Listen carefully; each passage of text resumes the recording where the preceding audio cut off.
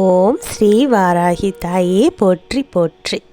என் அன்பு குழந்தையே, உன் கையில் கிடைக்கும் சில விஷயங்களை எல்லாம் தவற விடாமல் அதை சரியான நேரத்தில் நீ பயன்படுத்தி கொண்டால் உன்னுடைய அதிர்ஷ்டமானது உனக்கு எப்போதும் உன்னிடத்திலேயே தங்கி இருக்கும்.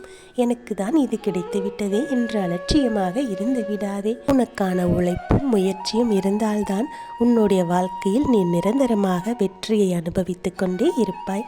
அந்த மகிழ்ச்சியானது உனக்கு எப்போதும் கிடைத்து கொண்டே இருக்கும். மற்றவர்கள் நமக்கு உதவி செய்வார்கள் என்று கண்மூடித்தனமாக யாரையும் நம்பிக்கொண்டே இருக்காதே. அவர்கள் ஒரு நேரத்தில் உதவுவது போல தோன்றினாலும் பல சமயங்களில் இவர்களுக்கு நாம் ஏன் செய்ய வேண்டும் என்று மேலோட்டமாக உன்னை மனதில் நினைத்து கொண்டு சற்று சமாளிக்க தொடங்கி விடுவார்கள். பல பொய்யான வாக்குறுதிகளை எல்லாம் கொடுப்பார்கள். அவற்றையெல்லாம் காதில் போட்டுக்கொண்டு உன் மனதை நீ குழப்பிக்கொள்ளாதே. உனக்கான வெற்றி கிடைக்க வேண்டும் என்றால் உன்னுடைய உழைப்பும் முயற்சியும் தெய்வத்தின் அனுகிரகமும் வேண்டும். என்னுடைய ஆசீர்வாதம் உனக்கு பரிபூரணமாக கிடைக்கும். உன்னுடைய பங்கிற்கு நீ உனக்கான முயற்சிகளிலிருந்து சற்றும் பின்வாங்கக்கூடாது. ஒரு நிமிடம் கூட சோர்ந்து போய் அமர்ந்து விடக்கூடாது.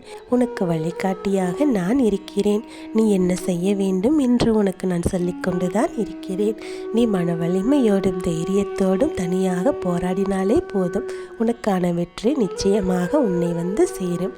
உன் மனதிற்குள் நம்பிக்கை எப்போதும் இருக்க வேண்டும். என்னால் வெற்றி பெற முடியும், என்னால் சாதிக்க முடியும் என்று உன்னை நீயே நம்ப ஆரம்பித்து விட்டால் உனக்குள் இருக்கும் நான் உன்னை ஊக்கப்படுத்தி மேலும் மேலும் உன்னை முயற்சி செய்ய வைத்து உனக்கான வெற்றியை உன்னிடத்தில் கொண்டு வந்து சேர்த்து விடுவேன். உன்னுடைய நம்பிக்கை ஒருபோதும் வீண் போகாது. நீ நினைத்தது எல்லாம் நடக்கப் போகிறது. உன்னுடைய பிரச்சனைகள் எல்லாம் தீரக்கூடிய நேரம் இப்போது வந்து விட்டது. உன்னுடைய கஷ்ட காலங்கள் எல்லாம் முடிந்து விட்டது. உனக்கான நல்ல நேரம் ஆரம்பித்து விட்டது. என்னை நீ எப்போது கண் திறந்து பார்த்து என் வார்த்தைகளை கேட்டுக்கொண்டிருக்கிறாயோ அப்போதே உனக்கான நல்ல நேரம் தொடங்கிவிட்டது. உன்னுடைய கஷ்ட காலம் எல்லாம் உன்னை விட்டு விலகிச் செல்ல ஆரம்பித்து விட்டது. எப்போதும் நேர்மையாகவும் உண்மையாகவும் இருப்பவர்களுக்கு வாழ்க்கையில் அவ்வப்போது சில பிரச்சனைகள் வருவது கண்டு நீ சோர்ந்து விடக்கூடாது. தெய்வம் என்பது ஒரு சில நேரங்களில் பல சோதனைகளை கொடுக்கும்.